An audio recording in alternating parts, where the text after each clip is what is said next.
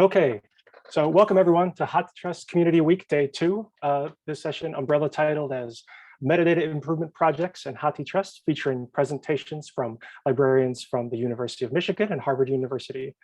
I'm Graham Detmers, the metadata analyst at HathiTrust. My pronouns are he and him. And before we get to the fun stuff, I have a little housekeeping to go through. Next slide, Lee. So first, we want to take a minute to remind everyone that HathiTrust events adhere to our HathiTrust Code of Conduct, which you can read here, but can also be found on our website and will shortly be posted to the chat. All right, next slide.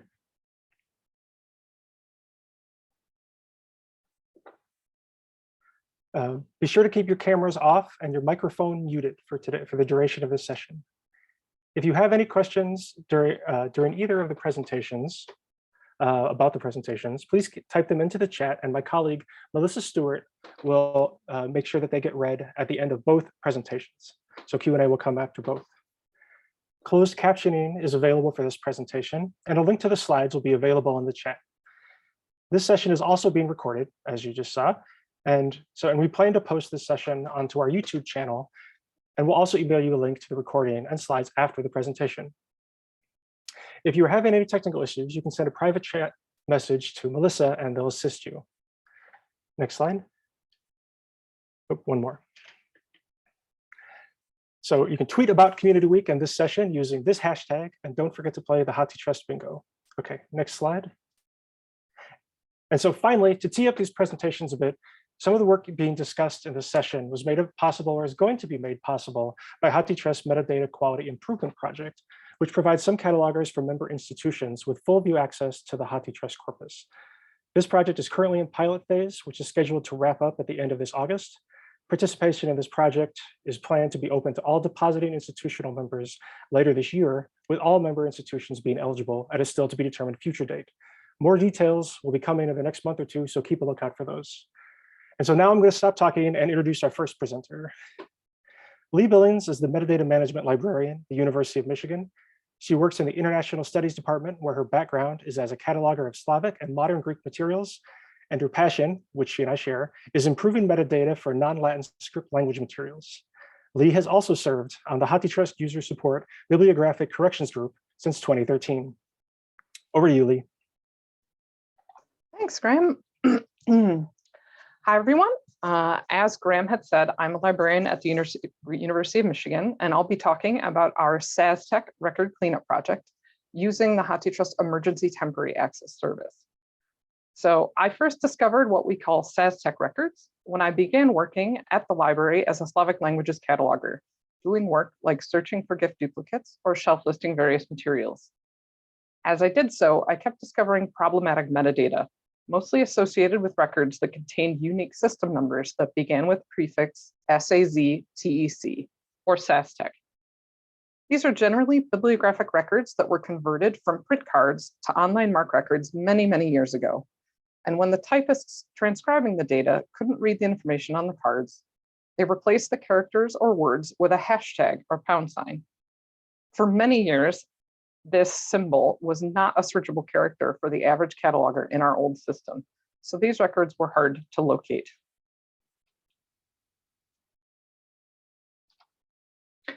Here is an example of a SAZTEC record. This example is one that does not have a scan of the material in HathiTrust, so we have not been able to fix it yet. In addition to the title missing information, the publisher and date of publication have also been replaced with a hashtag. The presence of the hashtag in place of the name of the club in the title and the lack of publication date means that patrons may have a hard time figuring out if this is the resource that they want.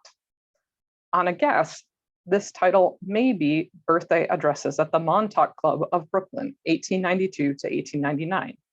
If that's the case, it means we have 2 copies of this work in our collection, and retention decisions can be made based on that information as well. But we can't know for sure until the metadata is improved. You can see here that this came to our attention because there was a hashtag in the transcribed title, pictured in the top left box. But it is significant here that the text prefacing the number sign was also incorrectly transcribed. You can see on the title page on the bottom right shows the title as Don Juan, but our record has Den Don instead. Problems such as mistranscriptions still exist in our catalog, but can't easily be found. The point that I wanted to make using this example is that it's not easy to fix SAZTEC records in an automated fashion either, because we can't necessarily use the existing information we have to find correct records without referencing the title page of the work to ensure that all of the rest of the data is also accurate.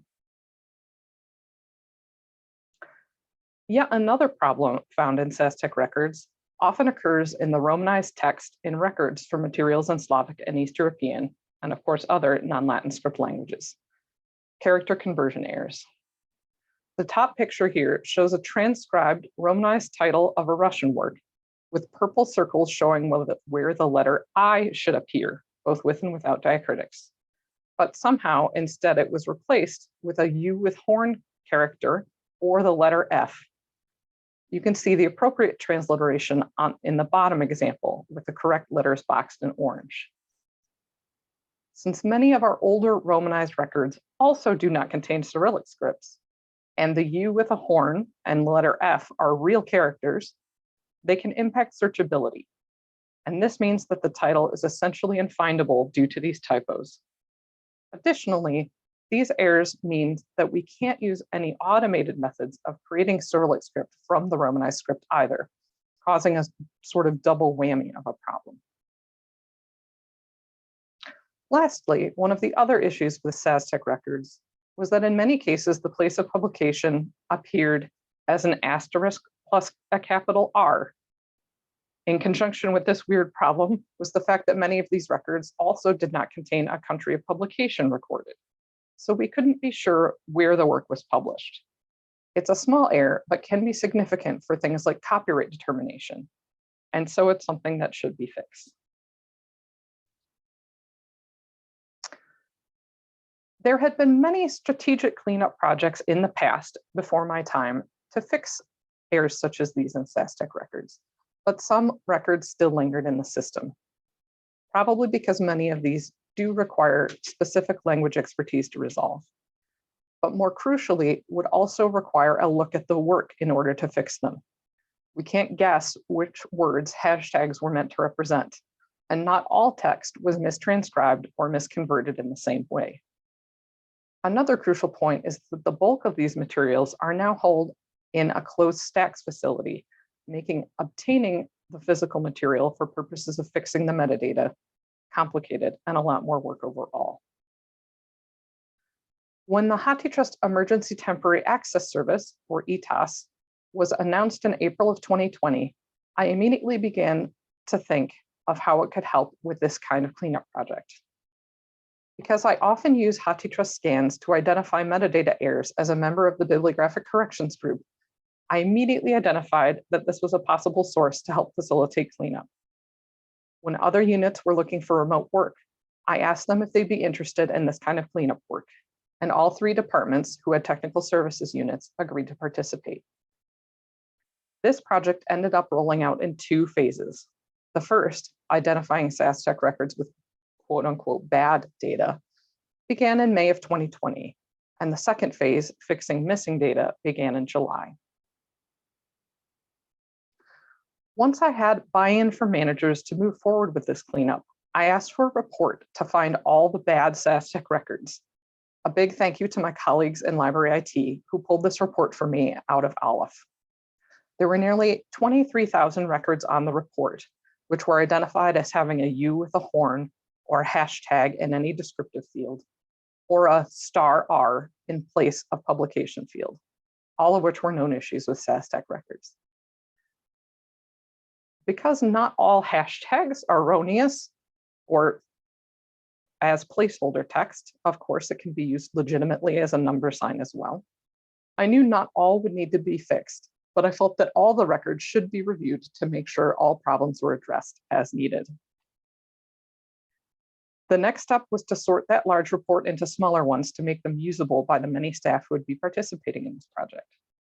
I first sorted the report by language so that I could direct the appropriate records to those with language expertise. This was not as easy as I'd hoped, as gathering new data was required to try to identify languages for those records that lacked metadata about language entirely. I tried to use things like countries of publication and also scoured WorldCat for updated language codes to try to sort these to the appropriate parties. Another thing that influenced my sorting was the fact that not everyone working on this project had the same level of cataloging expertise or comfort with cataloging. So the next step was to sort the records by how difficult I could predict the fix would be based on my own past experience with similar records. Impossible records were those that had no scans in HathiTrust, and I set these aside for later cleanup. Those that were hard were times when our terrible record made its way into OCLC and WorldCat. And the easiest ones, or so I hoped, were where the WorldCat records had other holding libraries, with the hope that either those libraries did not have the same transcription errors we did, or that these had already been fixed. Here you can see an excerpt from examples of the spreadsheets that I handed out. The top shows a spreadsheet for things that were probably easier to fix, and the bottom more complicated, as it has more columns as it might need more work to fix it. I also color-coded the columns to make identifying them easier.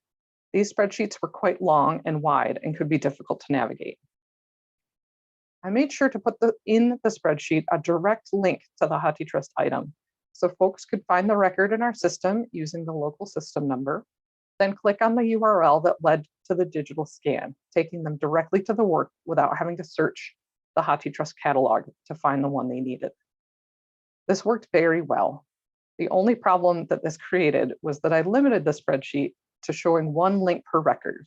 And when we had one record with many scans that represented that work, for instance, for serials or multi-part monographs, folks would have to use that one link to navigate to other works in the catalog. And not everyone was familiar with how to do that. But for the most part, this worked very well. In this first phase, I ended up with about 25 spreadsheets, some containing multiple tabs for language, format, or difficulty level. It took about a month from getting that initial report to finalizing the spreadsheets and getting the training together. This was my first large-scale training, such as this, covering many units. So I ended up with an extensive 12-page training guide with step-by-step walkthrough instructions, a Canvas module where I posted training videos.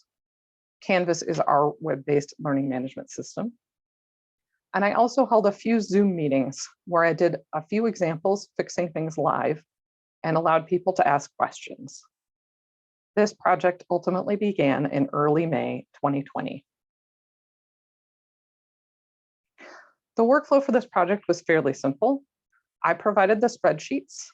The individuals working on the project updated the records or identified better records and overlaid them in Aleph. At this stage, we also encouraged those working with non-Latin script materials to add vernacular fields. When those records were then saved in our local catalog, they were automatically also sent to HathiTrust via a workflow that had been set up by our library IT department many years earlier. So it meant that our catalog and HathiTrust got updated at the same time. The person working would then update the spreadsheet with the information I required. And when they were done with the spreadsheet, they let me know. When necessary, I then made sure holdings were updated in OCLC, notified OCLC that if their number had changed that was associated with that HathiTrust scan, or I reassigned those rows of the spreadsheet to others based on the required format or language expertise, as indicated by the person working on the spreadsheet. However, as people began working through these spreadsheets, they encountered other records as they were searching that had examples of bad data that weren't identified as being part of the original project. These were mostly cases where data was missing. So where records had no dates or places of publication. This is especially problematic because they're important for copyright determinations in HathiTrust. But there were also cases where things like language codes or extent, like pagination or the number of volumes in a set, were missing as well. Some of these were also SAZTEC records that didn't include the known errors that I had looked for, but some were also just simply poor metadata. When these were brought to my attention, I decided to look into fixing these also. So I asked library IT to run me another report, but exclude those records that were missing information that were already being worked on as part of phase 1. This resulted in a brand new report of nearly 200,000 records. Of course, not all missing data is required to be fixed. For example, musical scores use the term for no linguistic content, so fixing it from no language isn't necessarily important. Additionally, some other items may lack data on the item itself or require some kind of special treatment. But just like before, I thought it would be best to check and ensure that the data was provided when we could in order to help better identify these materials. For phase 2, just like phase 1, I needed to create new spreadsheets. I formatted them the same as for phase 1 with slight modifications based on feedback I'd asked for about how the phase 1 spreadsheets were working for people. Since the new data required slightly different fixes, I created new training materials based on the old phase 1 training and posted new videos to Canvas. These spreadsheets I began to pass out in July of 2020. Of course, there were complications. The biggest one occurred when the language or format in the record we had was incorrect, and records had to be reassigned in order to get the correct cataloging expertise necessary to fix them. A larger complication was that staff in all 3 departments regularly work in different systems, and the training needed to cover using both OCLC connection as a point of updating records and also Aleph or Z3950 to update records. Additionally, in midsummer of 2020, we participated in an OCLC reclamation project. And so some of the OCLC numbers in our records changed from what was recorded in the spreadsheets. However, this was a really successful project. Even as folks worked on the SAZTEC cleanup, we were able to develop other cleanup projects following the same pattern, such as we discovered examples of having multiple unique OCLC numbers for completely different works on the same bib record in our system. And we could use the scan from HathiTrust to determine which was the correct OCLC record to use. We also had quite a few provisional circ records. These were records that were created to help get an item scanned when it was not linked to a bib record. So just for a comparison, in 2019, I started a project to clean up provisional circ records, and it took about 9 months to improve almost 1,700 records, shipping the books from our closed stacks building. It took a lot of staff time to organize, to pull the books, to mark them as unavailable, to ship them to us, to get the records improved, to return them to the shelves. It was quite an extensive project. When this new spreadsheet using the ETAS program in 2021 happened, we were able to update about 2,300 records in 6 months and did not require non-cataloging staff time to pull or ship those books. However, as the SAZTEC project continued, work on it did begin to slow. We began to adapt to remote work and slowly returned to on-site work, and less work from home projects were needed. We also migrated from Aleph to Alma in July of 2021, so staff energy was directed to migration work and training. But as our ETAS access was slated to end at the end of August 2021, I really didn't want to lose momentum and also the familiarity of this sort of cleanup workflow. So I approached Graham Detmers, and in the fall of 2021, a small select group of catalogers was given access to in-copyright scans in order to test how such a workflow could work. No real changes were made to the overall workflow, but our work was impressive and the test was extended through May of 2022. So you can see here that over a 9-month period from September 2021 to mid-May 2022, that small cohort of catalogers were able to update about 3,000 records that represented materials in 40 languages, many of which involve non-Latin script materials. And overall, during this project, we were able to update nearly 23,000 records between May of 2020 and May of 2022. We did not completely resolve all the issues on the phase 1 spreadsheets, but only a few thousand remain of that original set. Most who were working were able to continue on and even begin their portion of the phase 2 work as well during this time frame. Because this was such a success, we lobbied to join the HathiTrust Metadata Quality Improvement pilot this summer. As Graham mentioned, only a small number of catalogers do have access to in-copyright scans, and the main focus of our catalogers is the regular cataloging for new material. So this is just a side project as people have time to work on it. The only real change that has been made recently is that working in Alma, I'm experimenting with trying batch updates for those quote unquote easy fixes. So those catalogers that do have access to scans can focus their cleanup project on those hard or impossible fixes. And areas which have no catalogers with access to scans can still get updated and improved records. And that is it. Thank you very much. I'll be happy to answer questions at the end. Thank you, Lee. As Lee said, please post any questions you have into the chat, and we will get to them in the Q&A after our next presentation. So, Nan, if you wouldn't mind sharing your screen, I'll introduce you and we'll get going. Okay, so now I'm going to introduce our second presenter. Chu Chat Nan is the head of metadata creation at Harvard Library. He has been active in the program for cooperative cataloging and currently serves on the PCC task group on MARC simplification for bibframe conversion and the Identity Management Advisory Committee. So over to you, Nan. Hi, everyone. Thanks for coming to this presentation.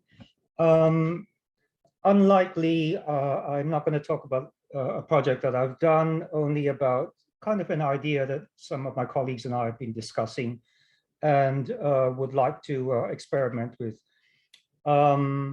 We're fairly new to the Metadata Quality Improvement Project, so we're just kind of finding our feet with this project. So in the spirit of respect, let me start with a land acknowledgement. So Harvard University is located on the traditional and ancestral land of the Massachusetts, the original inhabitants of what is now known as Boston and Cambridge. We pay respect to the people of the Massachusetts tribe, past and present, and honor the land itself, which remains sacred to the Massachusetts people. So our idea was about retrospective diversity, equity, and inclusion enhancement of catalog records. And we're interested in it for unimaginable reasons. Many of you are. There's a growing, if overdue, awareness of DEI issues, things that have always been there, but that some of us are only just now starting to see and put a name to. And obviously, we're interested in this work because we think our work as catalogers matters, and that the way we describe our resources makes a difference to the way our users experience our collections. Now, I don't want to over-advertise. I'm like probably many people here, I'm fairly new to DEI work. There is a long history of DEI work going back to Sandy Berman and before, who was promoting these issues in the 1970s. And along the way, a lot of people have continued to do work when it wasn't visible and sometimes when it wasn't popular. So I'd like to acknowledge them briefly as well before I start.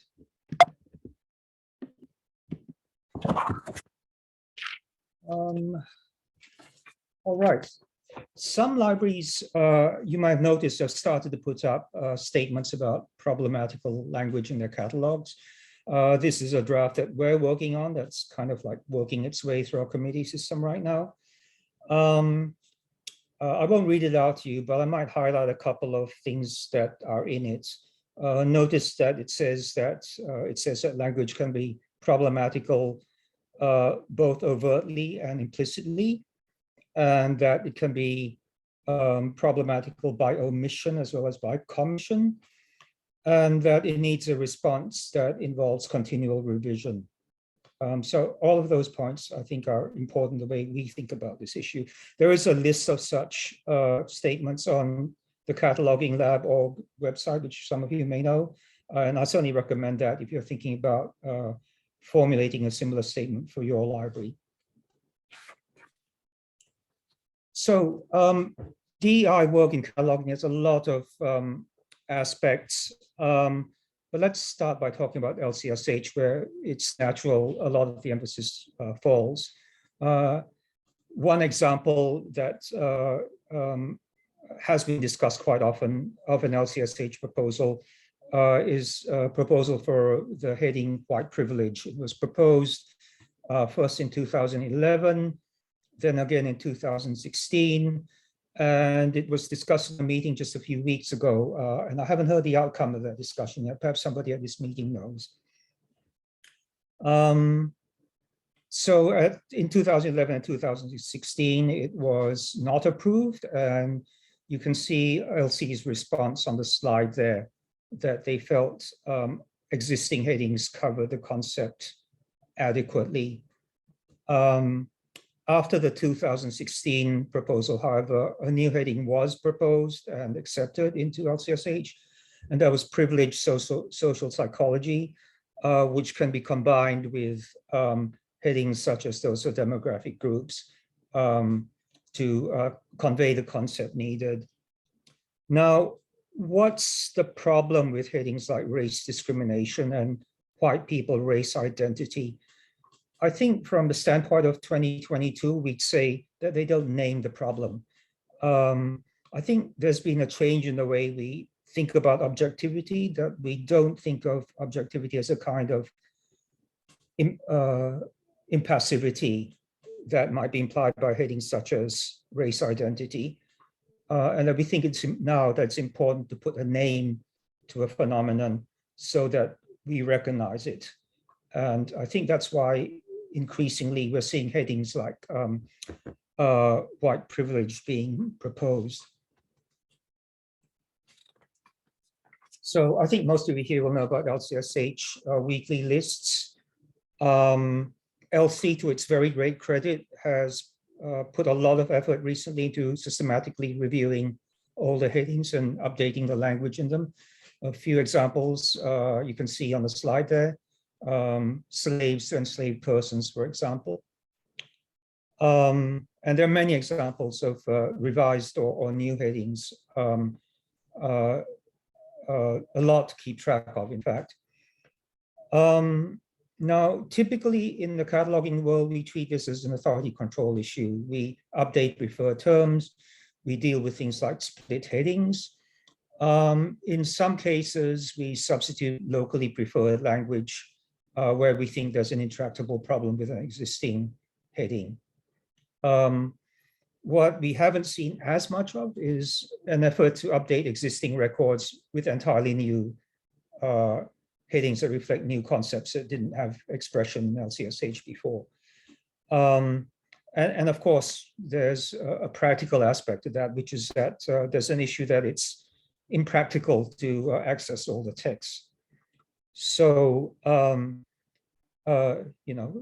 before MQIB, we would think if only we had access to a corpus of scanned texts, if only we could get at the texts that have been scanned into HathiTrust and Google Books.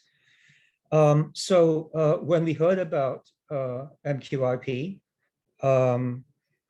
I think we immediately recognized this as a game changer, potentially. I think everybody I mentioned it to saw the potential immediately. So we signed up for it, and Graham and his colleagues were kind enough to let us on board. So what do we miss by treating new headings as an authority maintenance issue? Well, you already know the problem is what do we do about older books?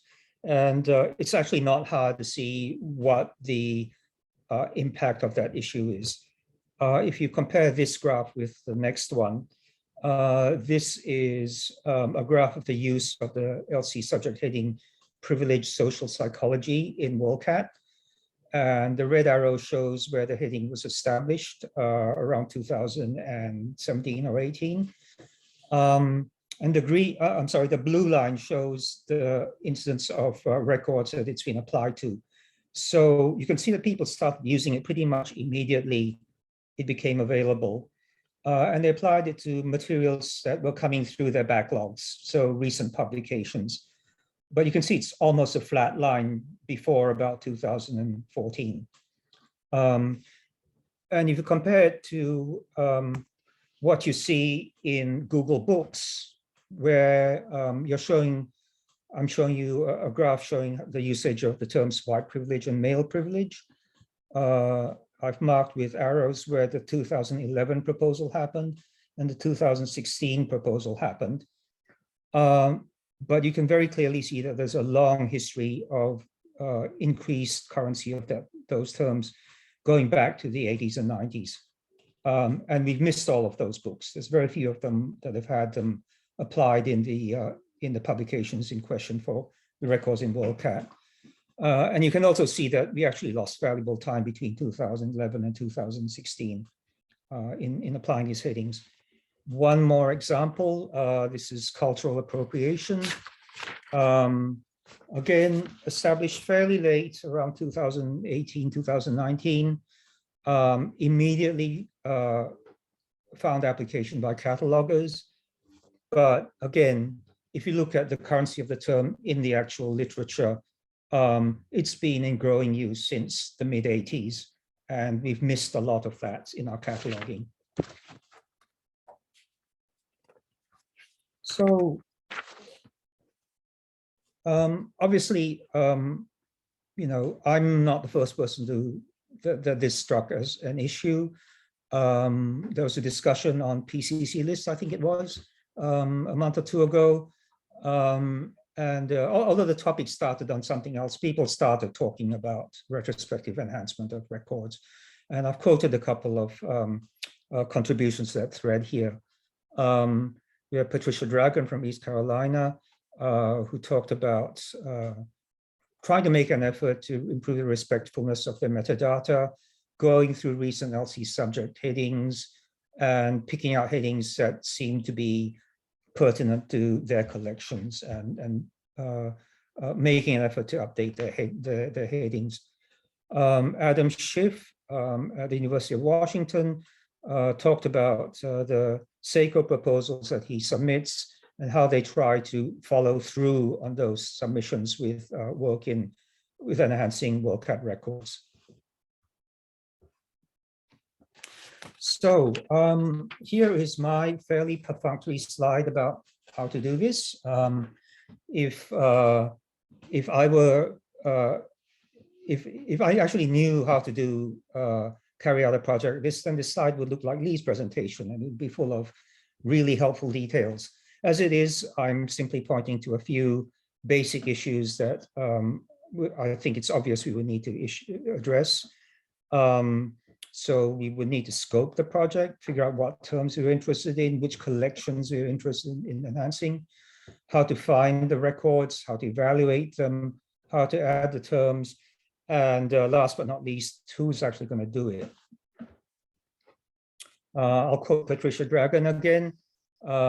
Essentially, you have to find the records that should have these headings, and then you have to find other ways to find them, and of course, evaluate them. So this slide is perhaps an exercise in the blindingly obvious. One way you can find material is through keyword searching either of the catalog records or of the full text in HathiTrust. You could try doing what the LC responses to the proposal suggest you try, which is to look for existing headings that are applicable. But I think there are also other strategies we can pursue. One I'm particularly interested in, which I'm we'll talk about a bit later, is collaboration with colleagues at the library in public facing roles, and the potential use of tools that are available to them that to help with identifying collections that we can do this work with. So here's an example. If you search on white people race identity, as the LC response to the proposal suggests that you could, in HathiTrust in the catalog, you actually get 95 hits if you normalize for the two versions of the heading whites and white people, which suggests, among other things, that the LC's assessment of the efficacy of using existing headings is probably a bit optimistic.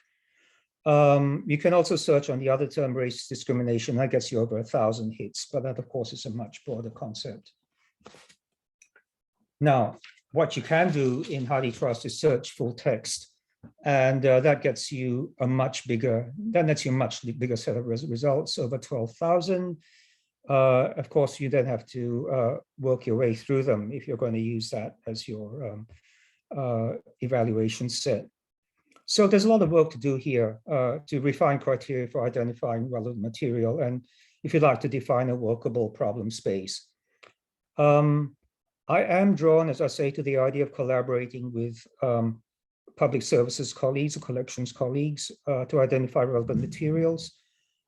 Recently, about a month ago, we held what we called the DEI pitch session, where we invited colleagues to come to us with any ideas or concerns they had about representing diversity in their collections, and talking with us about possible ways to address them, to diagnose the issue, and to develop some potential projects out of it. And out of those discussions, we had some interesting topics like the use of, say, citation managers, or the use of WorldCat or Primo tags to produce collections of material that we could focus on. There were issues like how to give more usable and consistent representation of materials that were suitable for the visually impaired, for example. There was talk about identifying genres that were culturally specific and weren't adequately recognized in LCGFT. So there's a lot of fruitful gathering of ideas through that session, and that's what we hope to carry forward. Now, there's obviously in any kind of discussion like this, a lot of policy and technical issues. One that will hit any cataloger straight away is that we are staffed, and our traditional priorities, at least in monograph cataloging work, is to constrain our current receipts. DEI raises the profile of retrospective work, and I think forces us to think more critically about how we can resource that work. Who's going to do this work question, staff resources, that's a question of training availability. But I think it also raises this question of lowering the barriers to contribution.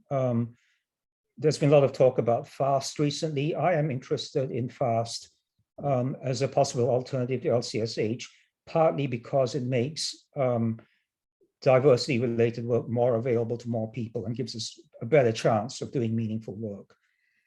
I think community mobilization is something that would be valuable to try and do.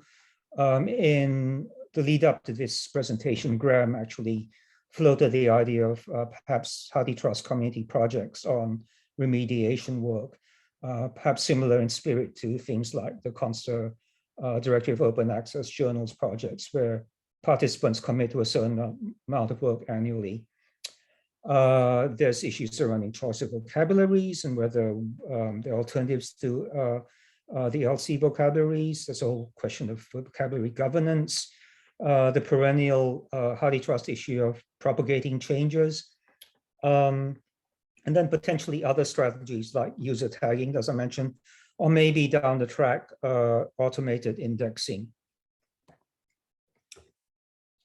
Subject headings, as I've already said, are just one aspect of diversity work. There's a lot to do around genre, places, demographic groups, languages, vernacular scripts, attributions, and with that, authority work, and treatment of sensitive information, such as including content warnings. Genre is an interesting one from the point of view of retrospective work, since as somebody pointed out in a meeting I was at recently, genres are things that emerge organically, and you tend not to know until afterwards what was the first example of a genre. So I think that's an interesting avenue for work. That brings us to the end of my prepared slides. So I think we're ready to move to questions. Thank you very much, Nan. That was a great presentation. So yeah, at this time, we'll open it up to Q&A. There's already one question I can lead off with that came in earlier for Lee. Just to clarify, in the project you're working, did you also update the WorldCat records, or was it just Michigan to HathiTrust? That is a good question. And of course, the answer is it's complicated.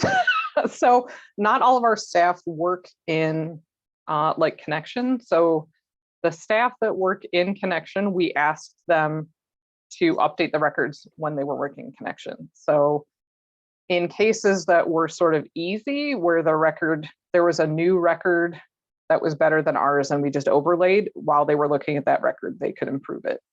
And we asked them to do that. Or if it was our terrible record and it was the only one, we said you should update it at that time. But some of our staff who are working on this project primarily only work in Aleph or Alma, and they do not update WorldCat records as part of the regular workflow. So in those cases, it was just our local record that got updated. Well, thank you for that answer. If anyone has any Q&A, please put it, or questions, please put it into the chat, and I will read it out loud.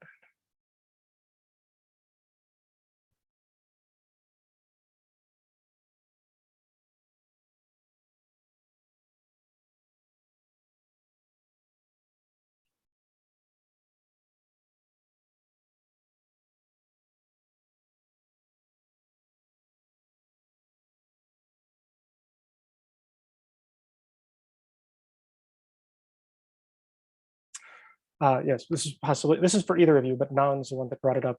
Could you explain FAST in comparison to LCSH for people that may not be aware? Okay, so just for background, for anyone that doesn't already know, FAST is sort of a simplified derivative of LCSH. It contains a lot of the same terms, but doesn't try for the most part to construct subdivided strings out of them. And it's found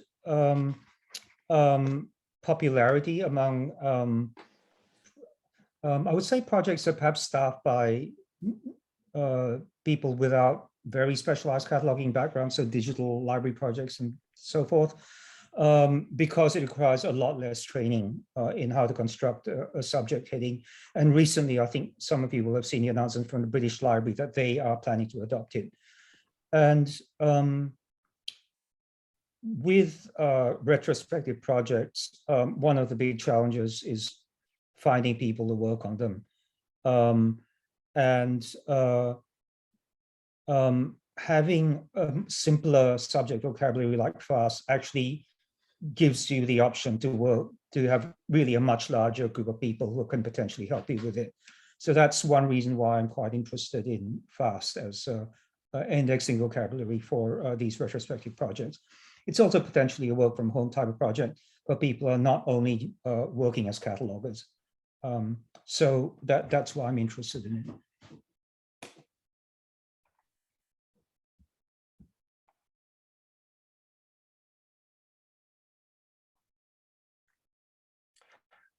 Lee, did you find any benefit in undertaking the project in conjunction with the data reclamation, or was it just another layer of complexity?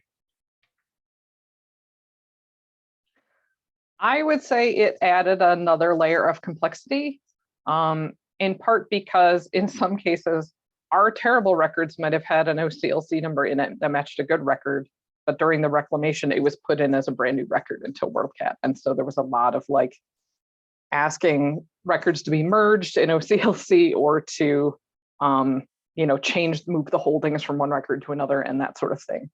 So if I could do it again, I would wait until after the reclamation and then just start from there.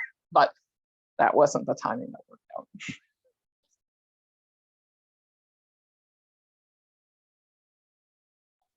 Thank you.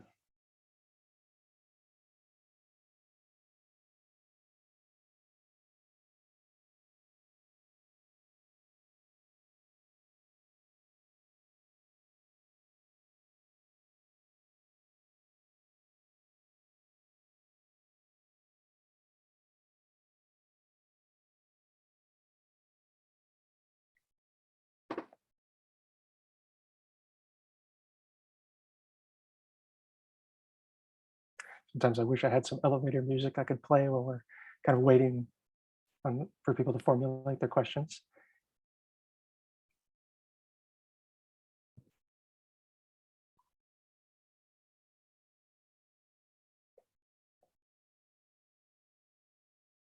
So I did see Yuna's question. Does the staff has access to search-only materials? Some catalogers, at least through the project that we're talking about, these have, as part of the HathiTrust project that I've been discussing, that I mentioned at the beginning and that was sort of alluded to in a lot of the presentations, some catalogers are given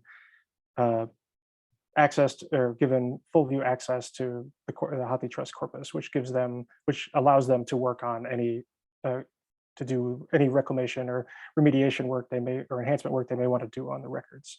There'll be more information about that coming out from us later, so that's why I haven't addressed it immediately. Okay. Lee, I'm wondering how you dealt with the standardization or lack thereof of transliteration of the metadata.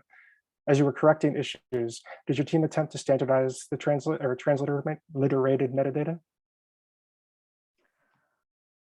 So generally, I think those who were working on, who traditionally work with non-Latin script materials, when they were given these sheets to work on, they did update those when they could or when they should. They tried to improve the transliterations so that they were in line with ALA LC romanization.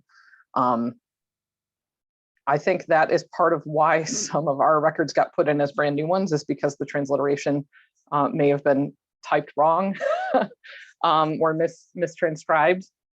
So that was part of the project, was to try to improve, like while you're there looking at it, try to improve all the metadata you can while you're looking at it. And that would include the transliterations, as well as adding vernacular where we could. So.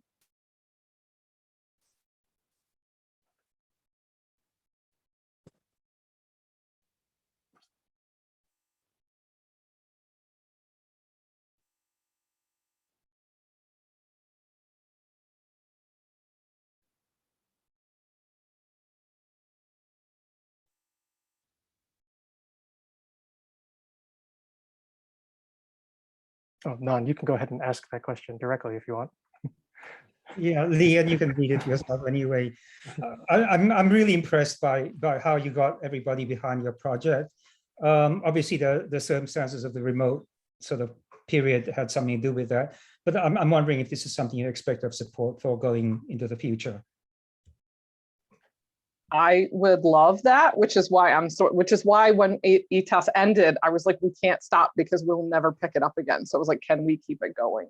But I don't think without that sort of push that we could do this, that it would be supported. Like if I tried to start that now, it would be very difficult to get it going without the necessary remote work projects that we needed. Yeah. In part because, like you said, Nan, we're short-staffed and the focus is on new materials. And so, like I said, even though we have this access, it's a small group of people who have it in order to continue the work. And it's sort of like fitted in when you have the time. So, yeah. But I try to push for it every time I can. Good luck. Thank you.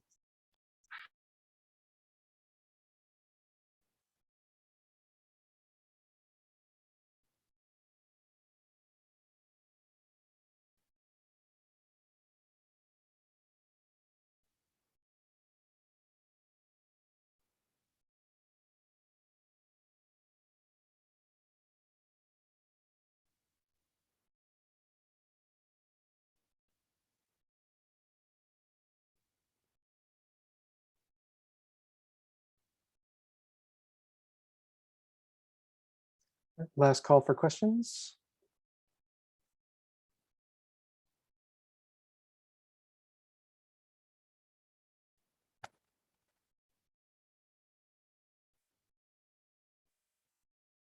So I'm not sure how to phrase it, but how do you create these retrospective cleanups as folded into everyday work and not just as a project?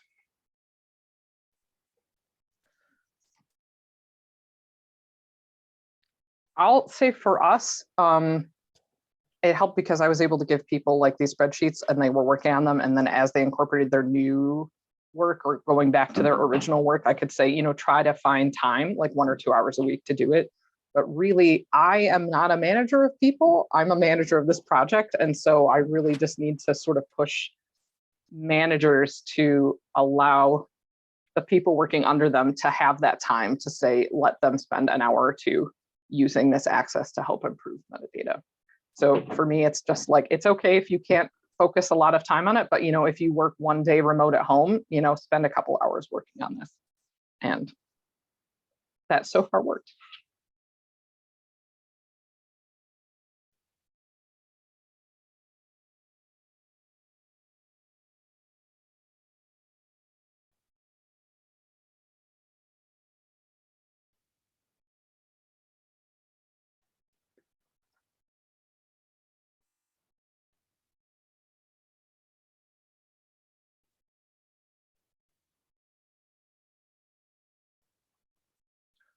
All right, I'm going to go ahead and stop the recording.